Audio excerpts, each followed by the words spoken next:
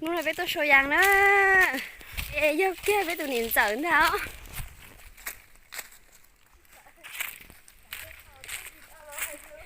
Tí tôi tao nó đó. Nè tôi sôi giang rồi. Nó bé tôi sôi giang rồi. Bữa sát thế à? Sát cơ đấy. Cái chứ nó sẽ sao à? Giờ muốn khổ nó là bú tỏ gì mà số bú tỏ nó thấy chính xác nó.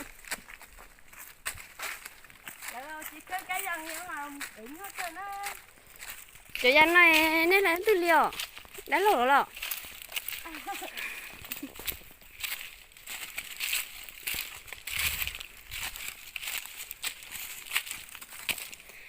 Nó nên tôi chơi lăng tôi sôi giang à? Đúng rồi, bé tôi trâu lăng rồi. Tôi chơi lăng rồi. Sôi giang rồi. Mà chị dân nó tấu cơ mà. Tôi chấm sâu thế đi tà á.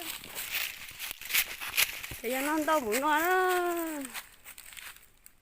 Bố sửa trung đâu bố sáng trộn. Bố sáng tỏ đó.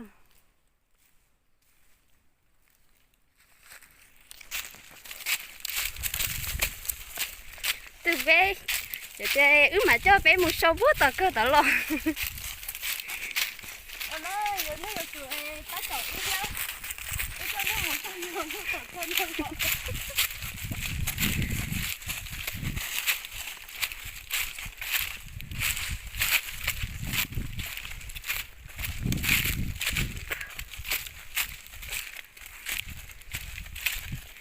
Té nó chơi để chơi bí có sông.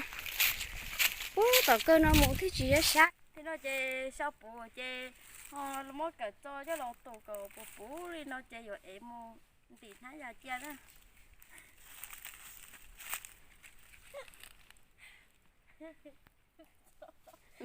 Mà sợ chạy thì có ôi anh đâu muốn đặt cá tê á, có đặt cá một khơi đó thế. Có ta chơi của tôi đang bóng nè, chơi của lấy một khâu bù họ cá tê họ. Cái nó gì? Nhà cơ nè.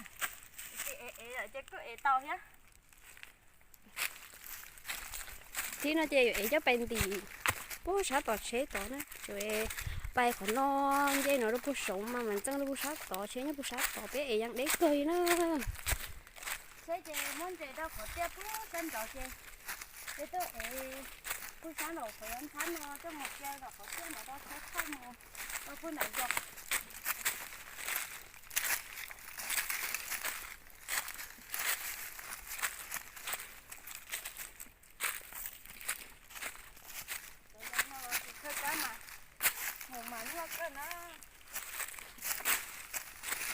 Chỉ có sao có bay có mà đi đã tôi bố sống